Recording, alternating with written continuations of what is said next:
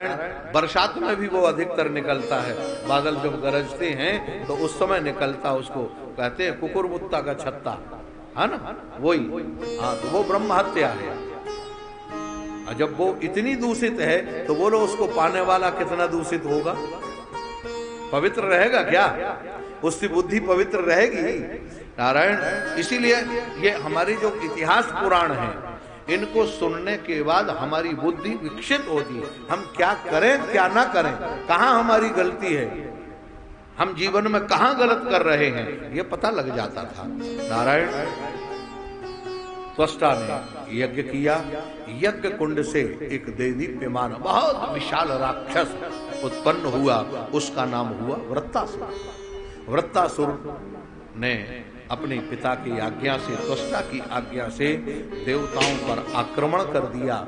और महाराज जैसे दिशाओं से, इतना विशाल था, अपनी भुजाओं से दिशाओं को नाप लिया। देवराज इंद्र घबराया, भगवान नारायण की शरण में ब्रह्मा जी के साथ गया। भगवान नारायण ने उस वृत्तासुर को मारने का उपाय बताया। क्या कहा? दधीच ऋषि के पास चले जाओ, उनकी हड्डियों से जो वज्र बनेगा उससे वृत्तासुर का वध होगा। देवराज इंद्र है, दधीच ऋषि के पास पहुंचता है और प्रार्थना करता है। प्रार्थना करता हुआ कहता, किम नु तद्दुस्सजम ब्रह्मन् पुंसाम भूतानुकंपिनाम भवत विधाना महताम पुण्य श्लोकेन कर्मणा। हे प्रभु, अब आपसे क्या छिपाएं? आप लोगों का जीवन तो परोपकाराय सताम विभूतया, संतों का जीवन तो परोपकार के लिए है। और ननु स्वार्थ परो लोके नवेद पर संकटम। हे प्रभु, हम तो आपके पास आए हैं। अगर कोई व्यक्ति संकट में है और किसी से कुछ मांगने जाता है और मांगने वाले व्यक्ति से ये पता लग जाए कि ये वो वास्तव में संकट में है, तो देने वाला व्यक्ति कभी मना नहीं करेगा। आप हमारे संकट को समझिए। महाराज ऋषि प्रसन्न हो गए। उन्होंने कहा, राजन, तुम्हारे मुख से यही सुनना चाहता था। धर्म वह स्रोत कामेन यूयम वे प्रत्युदाहृता एष वह प्रियमात्मानम दुस्तिदम संयजात्यसम। तुम्हारे लिए, तुम जानते हो क्या मांग रहे हो? शरीर तुमने मांगा, हड्डी तो तभी मिलेगी जब शरीर छोड़ेंगे। लेकिन व्यक्ति इस जीने की आशा में कैसे रहता है, कैसे जिंदगी बिताता है? इसलिए, लेकिन फिर भी तुमने मांगा है, अब मैं मना नहीं करूंगा। राजन, मैं समाधि लगाता हूं और अपने शरीर को छोड़ देता हूं। तुम मेरी हड्डियों से, महाराज शरीर, उन्होंने दधीच ऋषि ने समाधि लगाई और शरीर छोड़ दिया। शरीर छोड़ने से महाराज उनके शरीर से वज्र का निर्माण हुआ। और वज्र का निर्माण होने के बाद अब वह इंद्र जो है ऐरापद हाथी पर बैठकर वृत्तासुर के सामने आता है। वृत्तासुर उसको महाराज कहता है, दृष्टया भवान्ते समवस्थितो रिपुर यो ब्रह्महा गुरुहा भ्रातहा च। राजन, आज मैं तुमसे तीनों का बदला लूंगा। तुमने एक ब्राह्मण की हत्या की है, एक भाई की हत्या की है और एक गुरुद्रोही की हत्या की है। मैं तेरा बदला लेके तीनों का बदला चुका लूंगा। ये तीनों व्यक्ति कौन है? कहा, एक ही विश्वरूप है। वृत्तासुर का विश्वरूप भाई भी है, इंद्र का गुरु भी है और ब्राह्मण भी है। कहा, तूने एक ब्राह्मण की हत्या की है, एक भाई की हत्या की है और अपने गुरु की हत्या की। तीन हत्याओं का बदला। लेकिन ठीक है इंद्र, जब तक तू लड़ने का साहस जुटाता है तब तक मैं भगवान का ध्यान कर लेता हूं। बस यही है, मां मनुस्मर युद्ध चा। गीता का जो वाक्य है, मेरा स्मरण करो और युद्ध करो, ये उदाहरण नहीं मिलेगा भागवत या श्रीमद् भागवत, गीता की ही तो व्याख्या है। वृत्तासुर वहीं ध्यान कर लेता है और ध्यान में महाराज भगवान से बात करता है। भाव रूप में भगवान प्रकट हो जाते हैं। अहम हरे तव पादैक मूलम दासानुदासो भविताश्म भूया मनस्मरेता सुपतेर गुणास्ते गणित वा कर्म करो तु काया। हे प्रभु, अहम हरे तव पादैक मूला। हे प्रभु, अगर मेरा एक जन्म जन्म आपको देना हो तो आप दासानुदासो, जहां पर आपके भक्त रह रहे हों, उन भक्तों के भक्त जहां रह रहे हों और उन भक्तों के भक्त जहां रह रहे हों, उस जगह मेरा जन्म देना। क्यों? मना स्मरेता, हमारा मन कम से कम उन भक्तों का स्मरण करता रहे, आपका स्मरण करता रहे उन भक्तों के माध्यम से। क्योंकि गृणीत काम वाक कर्म करोतु काया, यहाँ तीन बातें हैं। गृणीत वाक माने वाणी, कर्म माने शरीर के द्वारा क्रिया, और काया माने शरीर। अब तीनों की संगति आप देखें। हे प्रभु, मेरा शरीर आपकी सेवा में लग जाए, माने संतों की अगर हम सेवा कर रहे तो संतों की सेवा ही परमात्मा की सेवा है। वाणी के द्वारा हम संतों का चिंतन करें। अथवा नारद जी ने तो भक्ति सूत्र में लिखा, योग वीतराग विषयम व चित्तम। योग सूत्र का शायद ये सूत्र है, योग सूत्र में, पतंजलि योग सूत्र में, वीतराग विषयम व चित्तम। वीतराग महापुरुष के चरित्र को अगर हम स्मरण करें, उनके जीवन चरित्र को अगर देखें तो मन हमारा चित्त शुद्ध हो जाता है। उनकी लीलाओं को सुने महाराज, ऐसे वाणी का नियंत्रण हो जाता और कर्म की पवित्रता हो जाती है और शरीर भी हमारा भगवत सेवा से पवित्र हो जाता है। नारायण, लेकिन हे प्रभु, मैं आपकी स्तुति कर रहा हूं। अगर मुझे मुक्त होना है तो ध्यान रखें, मैं ननाक पृष्ठम न च पारमेष्ठ्यम, मुझे स्वर्ग का राज्य नहीं चाहिए, पृथ्वी का राज्य नहीं चाहिए, न शारम न रसाधिपत्यम, न सारी पृथ्वी का राज्य चाहिए। मुझे कोई योग नहीं चाहिए, कोई सिद्धि नहीं चाहिए, न योग सिद्धिर पुनर्भवम वा। महाराज, मैं कुछ नहीं चाहता। क्या है? कहा प्रभु, मैं तो आपके चरणों का दास बना रहना चाहता हूं, केवल आपके पास आना चाहता। महाराज, जब ऐसी मीठी प्रार्थना की, भगवान हृदय में प्रकट हो जाते हैं और प्रकट होते ही मानो कहते हैं, वृत्तासुर, अब तुझे कौन सी कमी है, क्यों नहीं आता? वृत्तासुर की आंखों से अश्रुपात होने लगता है। वृत्तासुर कहता है, हे प्रभु, मेरी स्थिति आज वैसे ही है जैसे अजात पक्षा इव मातर खगाह। नारायण, स्तन्यम बचा वत्स तरा क्षुधार्ता प्रियम प्रियेव विशुतम विषण्णा मनोरविंदाक्ष दिदीक्षतोत्मासु। हे प्रभु, मेरी आज स्थिति वही है जैसे अजात पक्षा, जैसे अभी अभी एक नवजात पक्षी है। वो नवजात पक्षी, उसके अभी पंख नहीं निकले हैं, उड़ के कहीं जा नहीं सकता है, केवल वह अपनी मां को पहचानता है और मां को पहचानते हुए नारायण, उसकी मां बाहर चुग्गा लेने के लिए चली गई है। वह घोंसले में बैठा केवल मां का ध्यान करता रहेगा, मां का स्मरण करता रहता है, लेकिन मां के पास नहीं पहुंच सकता। बस प्रभु, इसी तरह मेरी स्थिति है कि मैं भी केवल आपका स्मरण तो कर सकता हूं, लेकिन आपके पास आने के लिए मेरे पास सामर्थ्य नहीं है। नारायण, दूसरी बात यहां कही, प्रियम प्रियो विषद विषण्णा। हे प्रभु, अत्यंत प्रिय, ऐसा लगता है जैसे स्तन्यम यथा वत्स तरा क्षुधार्था, जैसे अभी अभी किसी गाय ने बच्चा दिया है। आप देखेंगे वृत्तासुर की जो स्तुति है ना महाराज, हाँ, सप्त श्लोकी भागवत, 7 श्लोक हैं इसके, और सप्त श्लोकी भागवत, इनकी भी अलग व्याख्या है। नारायण, वृत्तासुर भाव समाधि में डूब जाता है और कहता है, प्रभु, आज मेरी स्थिति वही है जैसे नवजात शिशु है। महाराज, गाय का एक छोटा सा बछड़ा अभी अभी गाय ने जन्म दिया है और वह उस मैया का दूध पी के खूंटा से बंध गया है। गाय चली गई है दिन भर जंगल के लिए, घास चरने के लिए। वह बछड़ा चाह कर भी अपनी गैया मैया के पास नहीं जा सकता है, लेकिन क्या कर सकता है? कहा, उस खूंटे से बंधा हुआ वह गाय का बछड़ा केवल अपनी माता को पुकार सकता है, चिल्ला सकता है। नारायण, इसी तरह से जैसे बछड़े की आवाज को सुनकर उसकी मैया हुंकार भर के दौड़कर आती है, इसी तरह से प्रभु मेरी भी प्रार्थना सुनकर आप मेरे पास दौड़कर चले। जब ये बात कही नारायण थोड़ी देर बाद ममोत्तमस्ले कुजनेषु सख्यम संसार चक्रे भ्रमता स्वकर्म भी। वृत्तासुर एक बड़ी विलक्षण मीठी बात कहता है, हे प्रभु, हे उत्तम श्लोक प्रभु,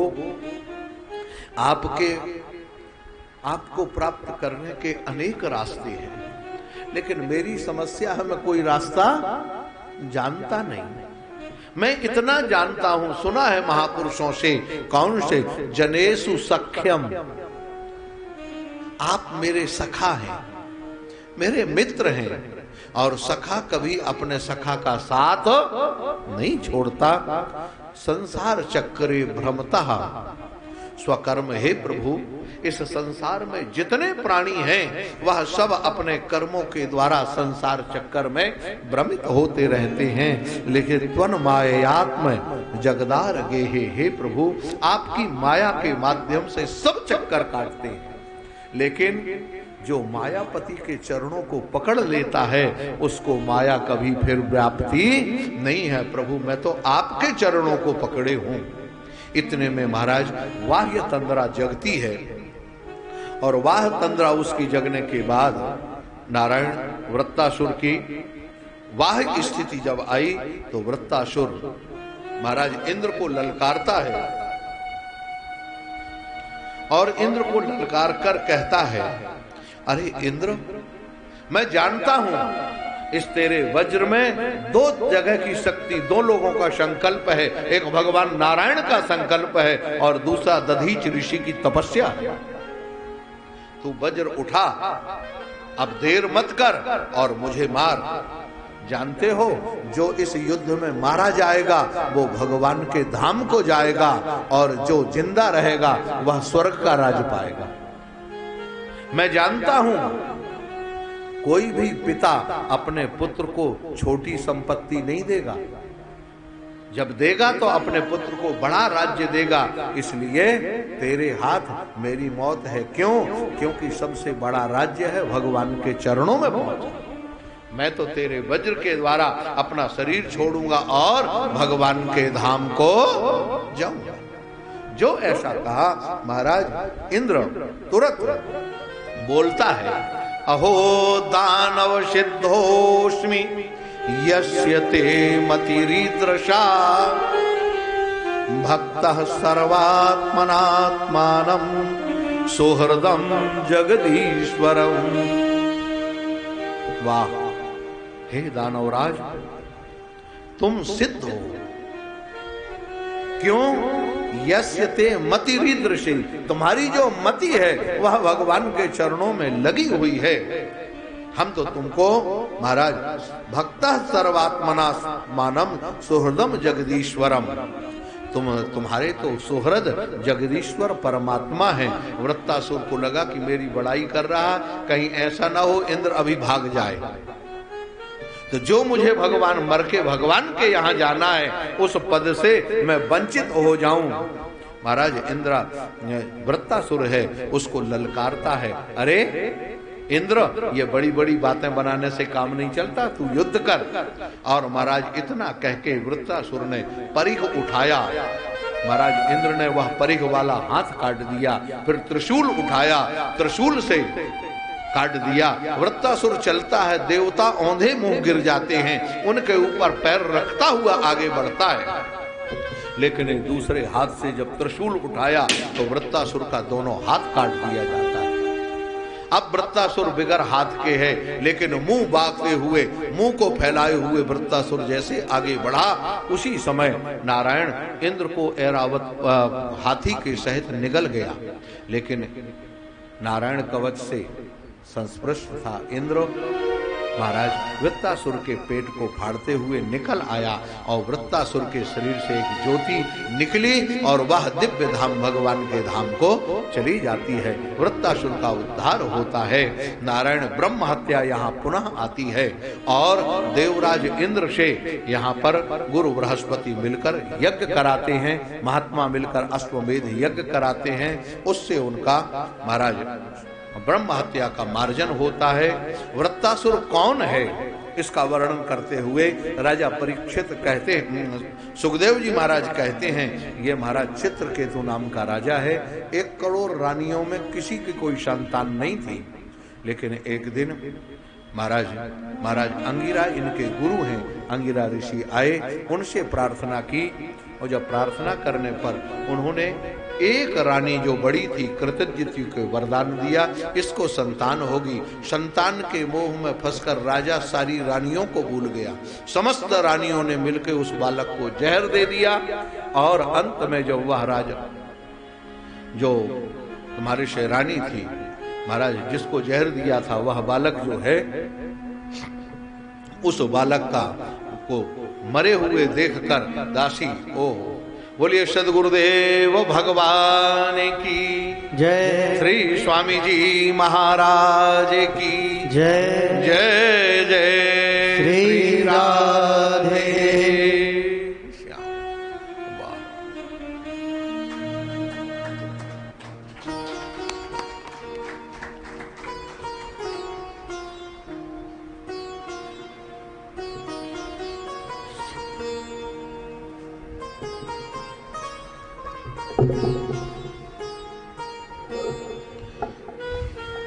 नारायण बहुत बड़ी कृपा करके परम पूज्य प्रातः स्मरणीय हमारे महाराज श्री के ही नाद बिंदु की परंपरा की रक्षा करने वाले परम पूज्य स्वामी श्री महेशानंद सरस्वती जी महाराज का पदार्पण हुआ है।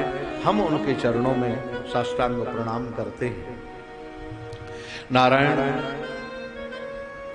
राजा चित्रकेतु का पुत्र जब मारा जाता, जहर दे दिया जाता है, वह विह्वल हो जाता है। नारद और अंगिरा ऋषि दोनों आते हैं, उसको समझाते हैं और शंकरषण भगवान का मंत्र प्रदान करते हैं। राजा चित्रकेतु शंकरषण भगवान की सिद्धि प्राप्त करता है, दिव्य विमान मिलता है और उस विमान पर बैठकर जाता है, सभी जगह घूमता है। लेकिन उस घूमने पर एक जगह एक बार कैलाश जाके भगवान शंकर का अपमान करता है।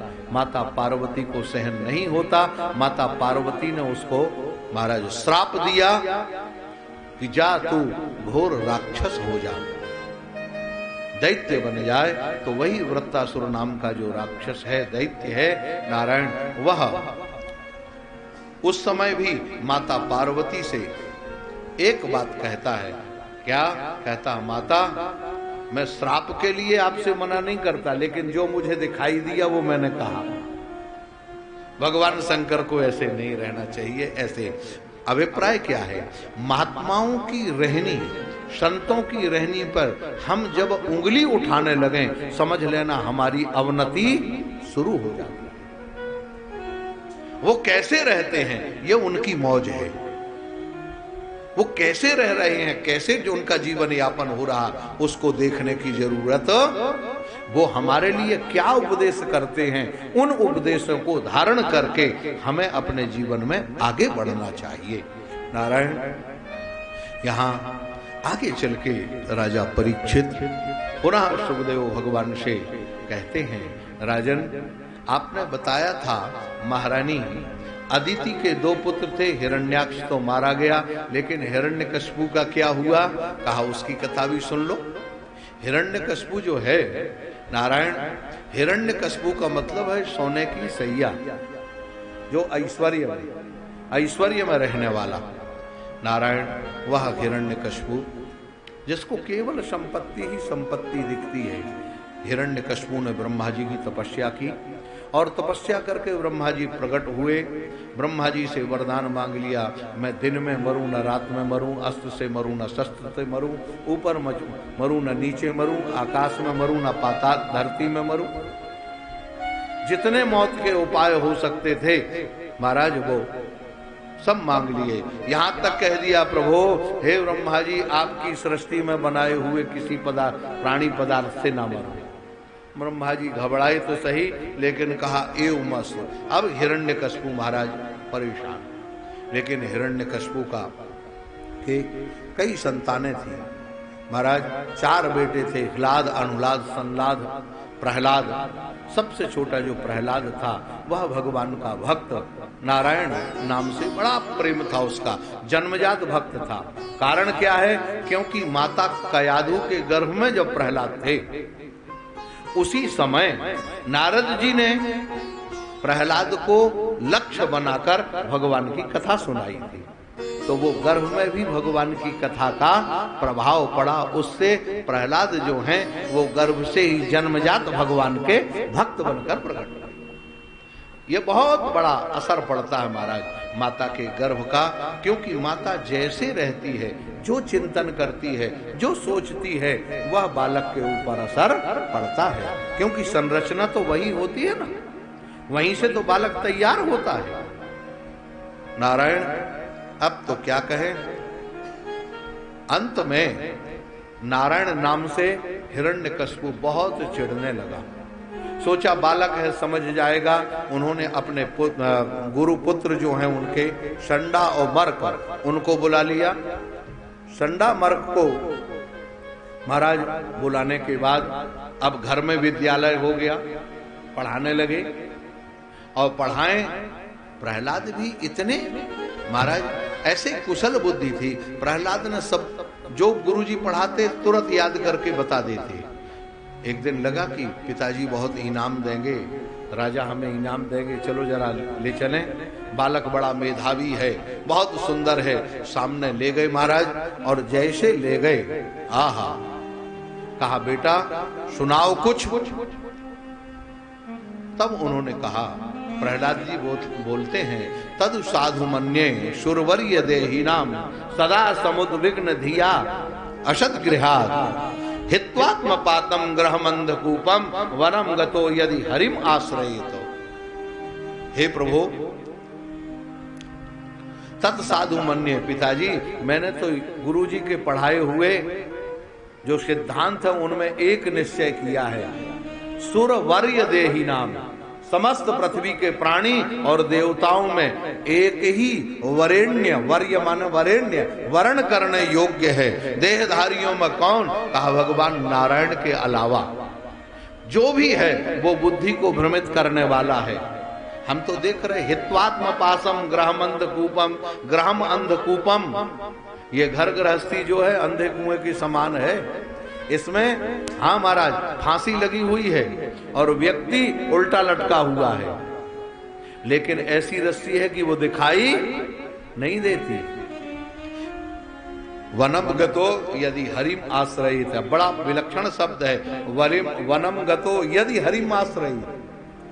यदि शब्द जो है ना अंडरलाइन है, महत्वपूर्ण शब्द है। यदि हरिम आश्रयित ना तो वनम कथम भवति, अगर भगवान का आश्रय नहीं है तो महाराज कहने की बात नहीं है, बद्री नारायण में भी झगड़ा होते हैं, वहां भी टेलीविजन देखा जाता है, वहां भी गुटखा तंबाकू खाए जाते हैं, वहां भी यहाँ के लोग जाके गंदगी फैलाते हैं, और वहां भी साधु लड़ते हैं। आज मैं इस पेड़ के नीचे बैठा था, तू कैसे आ गया?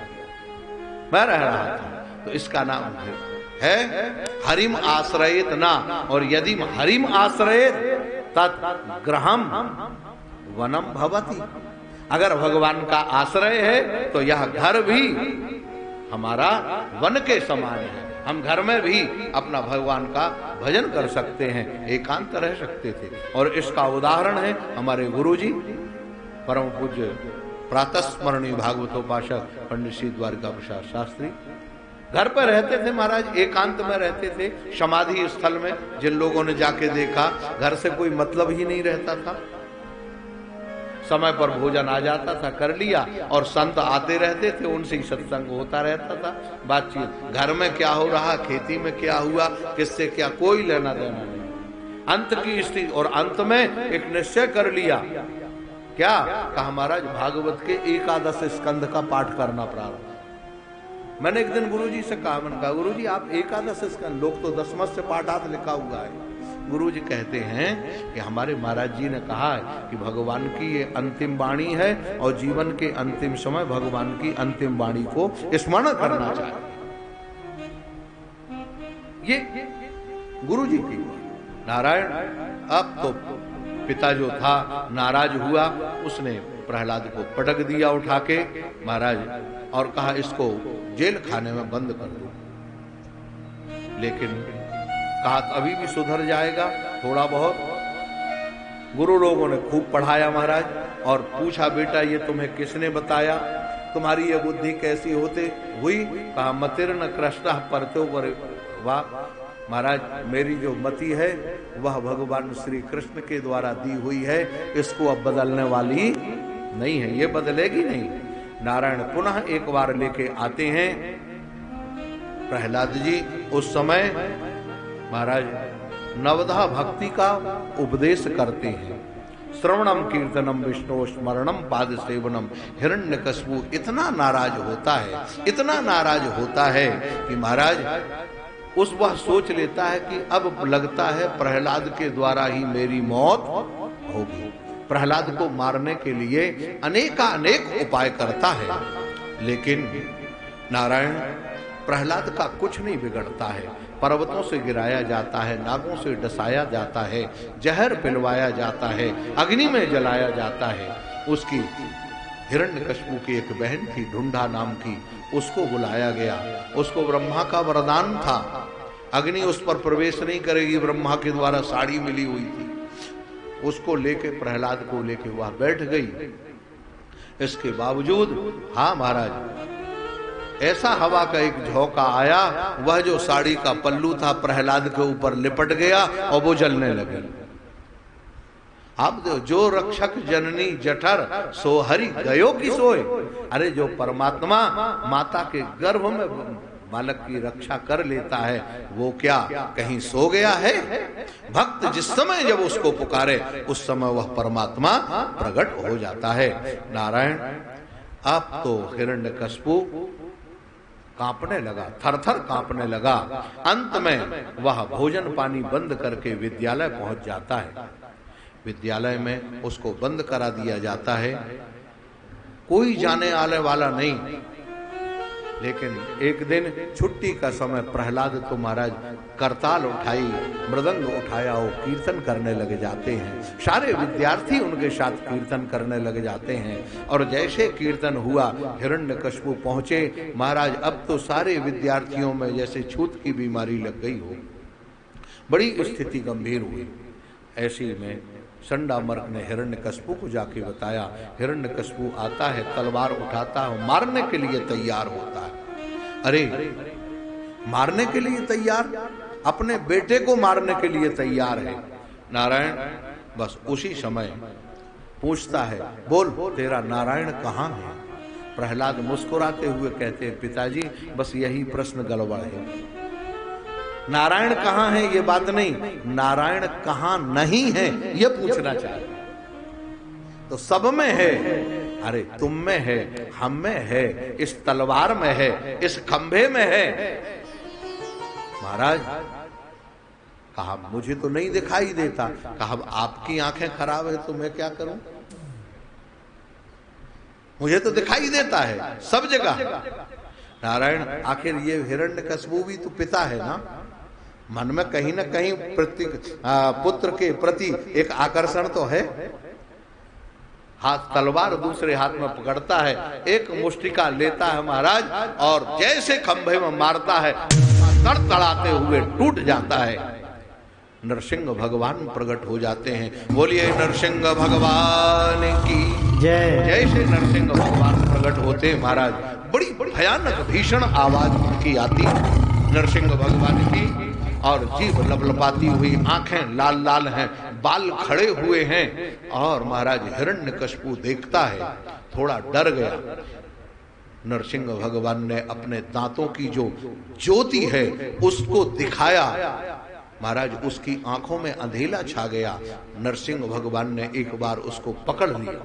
देवता आकाश में जय जयकार कर रहे थे। भगवान ने थोड़ा खेल खिलाया, देवताओं को देखा कि इनमें ये वास्तव में कितनी जय जयकार कर रहे हैं। भगवान ने हिरण्यकश्यप को थोड़ी देर के लिए छोड़ दिया।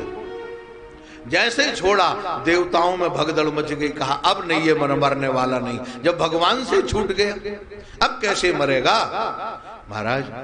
लेकिन उसी समय ब्रह्मा जी ने कहा, प्रभु इस समय अभिजीत मुहूर्त है, बहुत बढ़िया है, सायंकाल होगा तो इसका समय, इसकी शक्ति बढ़ जाएगी, आप कृपा करो इसको मार दो।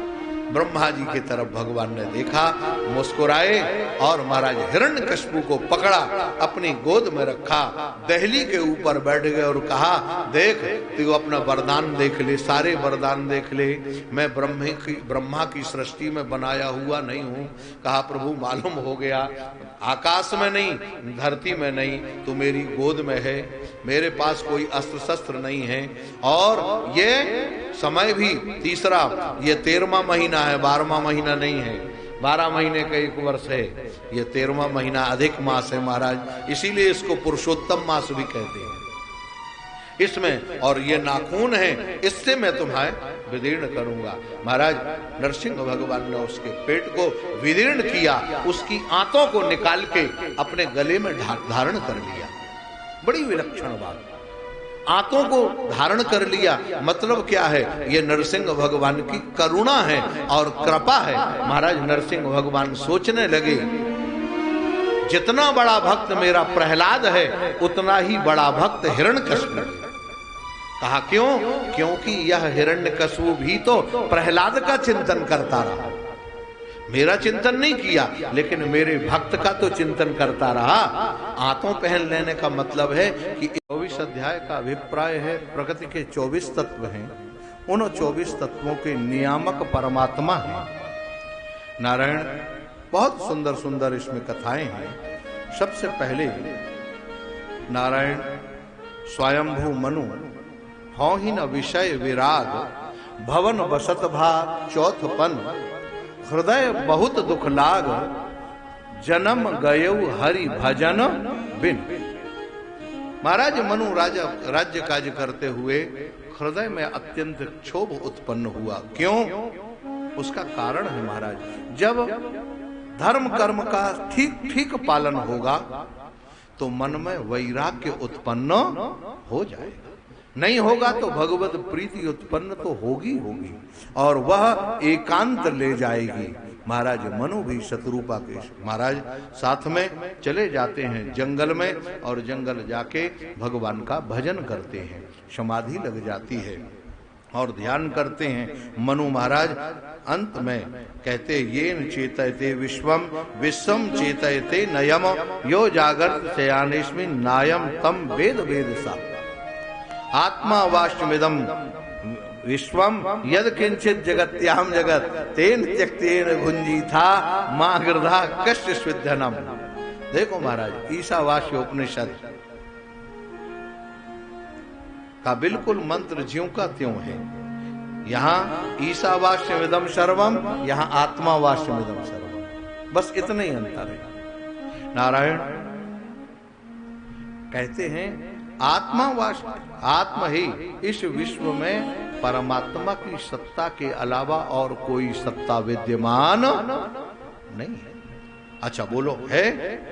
तेन त्यक्तेन भुंजी यत् किंचित जगत्याम जगत, इस सारे जगत में किंचित कहीं भी कोई जगह ऐसी नहीं है, व्यक्ति व्यस्त प्राणी पदार्थ सबके भीतर परमात्मा, सबकी सत्ता भगवान की सत्ता से है। यह विश्व जो चेतनात्मक है, यह भगवान की सत्ता से चेतनात्मक है, भगवान की संकल्प शक्ति से। तेन त्यक्तेन भुंजी था मां गृधा कस्य स्विद्धनम। हाँ महाराज, इसलिए यम न पश्यति पश्यंतम चक्षुर यश्च न ऋष्यति, जो देखता हुआ भी नहीं देखता और जो नहीं देखता हुआ भी सब कुछ देखता है, तम भूत निलयम देवम सुपर्ण मुपधावत। महाराज यही है, बिन पग चले सुने बिनु काना, कर बिन कर्म करे विधि नाना। हमारा आनंद रहित सकल रस भोगी, बिन वाणी वक्तावड़ जोगी। ऐसा ये अंत बोल रहे थे महाराज। उसी समय देवताओं के वो दैत्य जो हैं मारने के लिए आए, लेकिन भगवान का चक्र प्रकट हो जाता है, उन सबको नष्ट कर देता है। आगे चल के महाराज भगवान का एक बड़ा प्यारा हरि अवतार होता है। राजा परीक्षित को महाराज फिर दिशा मिल गई। कहा महाराज कैसे हरि अवतार हुआ, आप कृपा करके बताएं। तो कहते हैं यहाँ आशीत गिरवरो कूट राजस्त्रीत विस्तृता क्षीरोदयनावृतम श्रीमान योजना युत मुच्छ्रिता। एक गिरवर त्रिकूट नाम का पर्वत है, उसके नीचे बहुत सुंदर, उसके तलहटी पर एक सुंदर सरोवर है।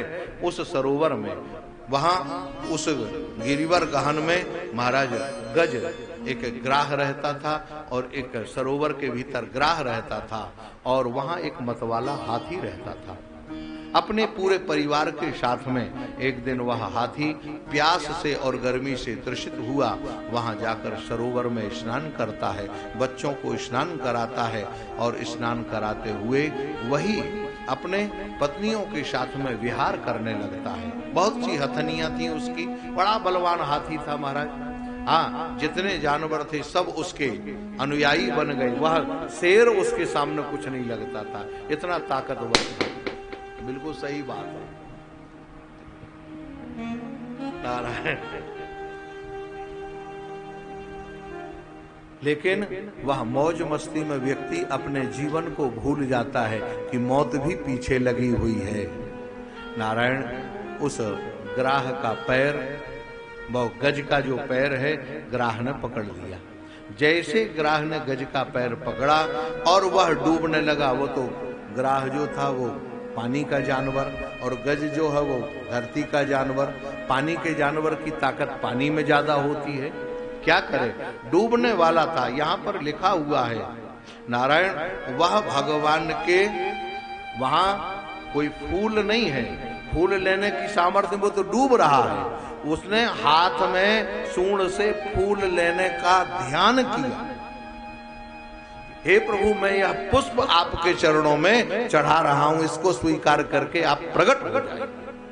नारायण, जैसे वह एवं व्यवसितो बुद्धिया समाधाय मनोहृदि जजाप्य परमम जाप्यम प्राग जन्म मनु शिक्षितम। पूर्व जन्म की जो शिक्षा थी, वह पूर्व जन्म की जो तपस्या थी, भजन था, वह उसके हृदय में उत्पन्न हो गया और उसने भगवान की प्रार्थना की। महाराज, बहुत सुंदर गजेंद्र मोक्ष की स्तुति है। जिनके जीवन में कोई कष्ट होता है, परिवार में परेशानी होती है, वो इस स्तोत्र का अगर पाठ करें, भैया आप बाहर निकल जाइए, फोन बाहर करिए। नारायण, जिनके जीवन में अगर कोई कष्ट हो, परिवार में कोई संकट हो, और वो इसका अगर पाठ करें तो निश्चित है उस कष्ट से बड़े कष्ट का निवारण इस स्तोत्र से हो जाता है। यह बड़ा चेतन जागृत श्लोक है। महाराज, भगवान प्रकट हुए और भगवान प्रकट होकर एक हाथ से गज का उद्धार, गज को पकड़ के महाराज निकाला, सुदर्शन चक्र से ऐसा ग्राह का गला काटा कि गज के पैर में खरोंच तक नहीं आई। नारायण, अब यहाँ पर कहते हैं महाराज ये गजग्राह कौन थे? कहा महाराज, एक यो ग्राहशा सद्या परमाश्चर्य रूपधक मुक्तो दैवल शापेनो हु गंधर्व सप्तमहा। यह जो ग्राह बना हुआ था, यह हु नाम का गंधर्व था। क्या करता था महाराज? ऋषि महात्मा जब सरोवर में स्नान करते तो पानी में डुबकी लगाता और उनका पैर पकड़ लेता, और महात्मा घबरा जाते कि किसी जानवर, जल के जानवर ने पैर पकड़ दिया। तो महाराज एक दिन देवल नाम के ऋषि का पैर पकड़ा, उनको क्रोध आया और उन्होंने कहा तू ग्राह के समान यह वृत्ति धारण किए हुए है, जा हम तुझे श्राप देते हैं, तू ग्राह बन जा। नारायण, और दूसरा द्रविड़ देश का राजा था इंद्रद्युम्न, अपने कर्तव्य से विमुख होकर राज्य काज छोड़कर महाराज जंगल चला गया भजन करने के लिए। लेकिन उसी समय वह इंद्रद्युम्न का जो जो राजा था, महात्मा आए, उनको देखकर वह खड़ा नहीं हुआ, बैठा रहा हाथी के समान। महात्मा ने श्राप दे दिया, अरे तू गजेंद्र के समान बैठा हुआ, हाथी के समान बैठा हुआ है, इसलिए हम तुम्हें श्राप देते हैं, तू जाके गजेंद्र हो जा, हाथी के रूप में बन जा। वही आज जब प्रार्थना करते हैं वो पूर्व जन्म का भजन का जो श्राप था, महाराज अगस्त मुनि का श्राप कैसे फेल होने वाला, अगस्त मुनि ने श्राप दिया था महाराज। अब तो आज वो श्राप जो था वो वरदान में बदल गया, भगवान का दर्शन हुआ। पहले कई बार लोग कहते हैं महाराज आपके ऋषि मुनि छोटी छोटी सी बातों में क्रोध आ जाता था, ऐसा कोई महात्मा नहीं है जो श्राप ना देता तो दे देता, तुरंत श्राप दे दिया, तुरंत श्राप दे दिया, और इनको तुम महात्मा कहते हो, इनको संत कहते हो, इनमें क्या है? मैंने उनसे कहा, मैंने कहा अच्छा एक बात बताओ, ऐसा कोई महात्मा हमको बताओ जिसने श्राप दिया हो और भगवान की प्राप्ति ना हुई हो उसे। लगता है श्राप, लेकिन वो श्राप नहीं, वरदान है महाराज। वह श्राप भी भगवत प्राप्ति में सहायक होकर वरदान बन जाता है, भगवान का की प्राप्ति करा देता है नारायण। इसके बाद अब यहाँ पर बहुत सा वर्णन, देवताओं और दैत्यों में हमेशा युद्ध की परंपरा, कभी दैत्यों का राज हो जाता, कभी देवताओं का राज हो जाता।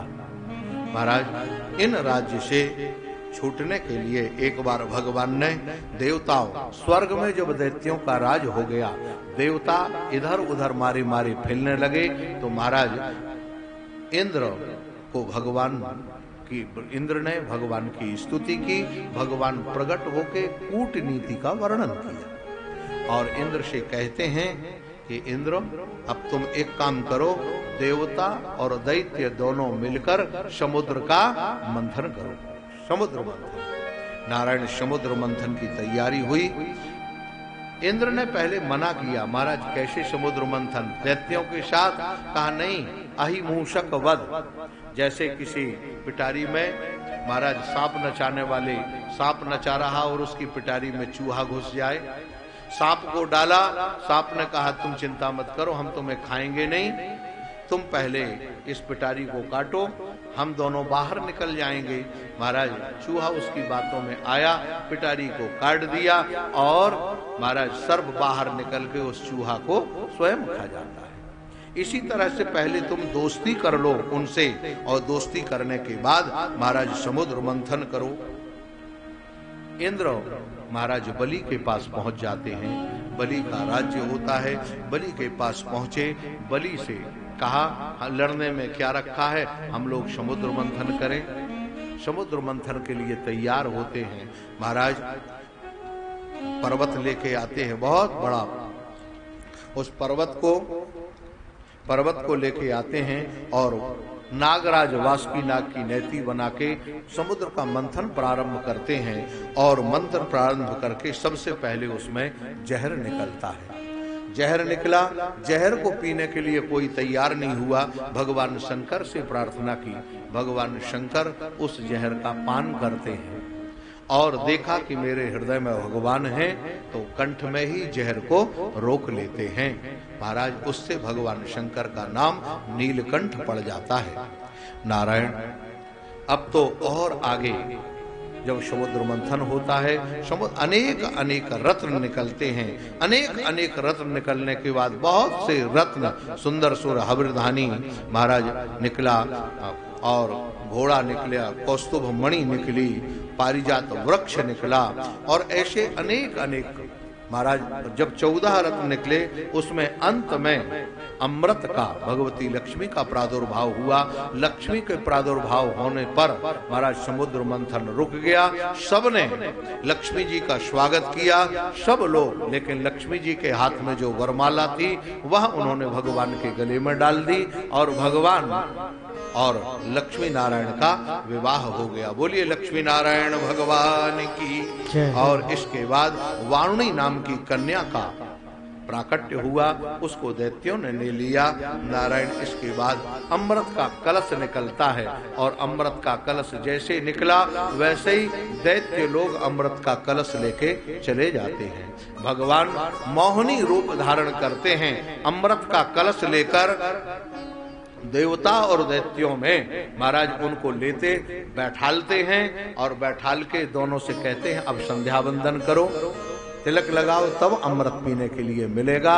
मोहिनी भगवान दैत्यों को अपनी वाणी से मोहित करते हैं, रूप माधुरी से मोहित करते हैं और देवताओं को अमृत पिलाते हैं। देवताओं को अमृत पिलाने के बाद महाराज देखा स्वरभानु नाम का जो दैत्य है वह देवताओं की पंक्ति में बैठ जाता है और अमृत पीने लग जाता है। जैसे अमृत पिया महाराज वहां पर सूर्य और चंद्रमा बैठे हुए, उन्होंने इशारा कर दिया, भगवान मोहिनी ने चक्र का स्मरण किया। अब महाराज दैत्य लोग समझ गए ये मोहिनी के हाथ में चक्र कहां से आया। हाँ, हमारे गुरु जी कहते ये मोहिनी नहीं मोहना है। अब तो महाराज देवता और दैत्यों में, लेकिन भगवान ने चक्र से गला काट दिया, लेकिन फिर भी अमृत तो पी चुका था दोनों में, इसीलिए वह राहु और केतु के रूप में परिणित हो गया। आज भी सूर्य चंद्रमा को ग्रहण के रूप में ग्रसिता है। नारायण तुरंत पुनः देवासुर संग्राम होने लगा। देवासुर संग्राम के बीच में अब स्थिति ये हुई कि महाराज देवताओं ने बहुत से दैत्यों को मार डाला और महाराज बलि का प्राणांत कर दिया, लेकिन गुरु शुक्राचार्य ने मृत संजीवनी विद्या का संचार करके शुक्राचार्य जी को उज्जीवित किया और भृगु वंशी ब्राह्मणों की बलि से सेवा कराई और सेवा करने के बाद महाराज बलि ने पुनः स्वर्ग पर आक्रमण कर दिया और अपना अधिकार जमा लिया। महाराज महारानी अदिति अपने पति कश्यप से प्रार्थना करती हैं, हे प्रभु वह मां कैसे प्रसन्न हो सकती है जिसके बालक मारे मारे घूम रहे हों, आप कोई उपाय बताइए। महाराज कश्यप ने पयोव्रत बताया। 12 दिन का जो पयोव्रत है वह शुक्ल पक्ष में, फाल्गुन के मास शुक्ल पक्ष मास में शुरू होता है। महाराज पूर्णिमा वह व्रत बताया, पयोव्रत का पालन किया गया और उसकी पूर्णाहुति 2 नदियों के मेल में होती है। हमारे गुरुजी बताते थे 2 नदियों का मेल भगवान नारायण की पूजन होती है।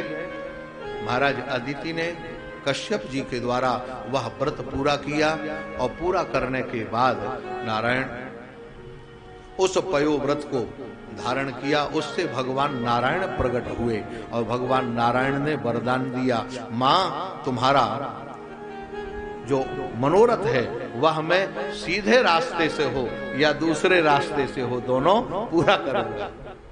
महाराज भगवान वरदान देकर चले जाते हैं। समय आता है माता अदिति के गर्भ से भगवान वामन का प्राकट्य होता है। बोलिए वामन भगवान की जय। वामन का जैसे प्राकट्य हुआ, ओहो वामन भगवान महाराज सब पृथ्वी ने उनका स्वागत किया। महाराज देवताओं और माता अदिति ने उनका स्वागत किया, उनको कोपीन इत्यादि प्रदान की। अंश रूप से सब कुछ देने के बाद पृथ्वी ने मृग चर्म दिया और मृग चर्म देके भगवान वामन अब महाराज पूजित होके ये बलि की यज्ञशाला में पहुंचते हैं।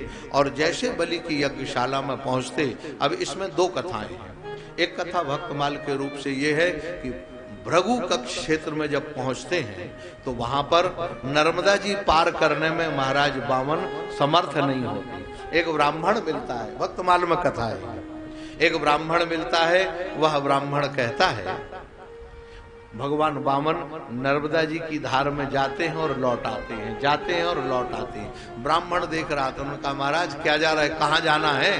कहा बलि की यज्ञशाला में। कहा देखो जो कुछ मिलेगा उसका आधा तुम्हें हमें देना पड़ेगा। भगवान ने कहा भाई ये तो नहीं हो सकता है। कैसे?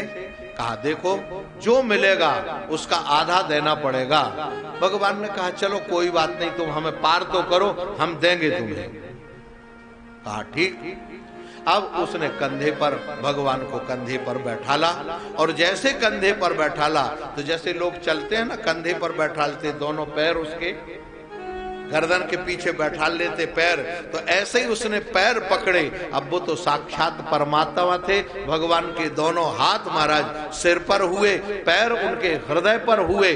उसके हृदय में जो लोभ की वृत्ति थी वो सारी समाप्त हो गई। भगवत दर्शन का प्रकाश उसके जीवन में हुआ। वह भगवान नारायण को नर्मदा जी पार कराने के बाद छोड़ देता, प्रणाम करता है, बहुत सुंदर स्तुति करता है और चला जाता। कहता महाराज अब मुझे कुछ नहीं चाहिए। भगवान वामन महाराज पहुंच जाते हैं बलि के यज्ञ में, और जैसे बलि के यज्ञ में पहुंचे महाराज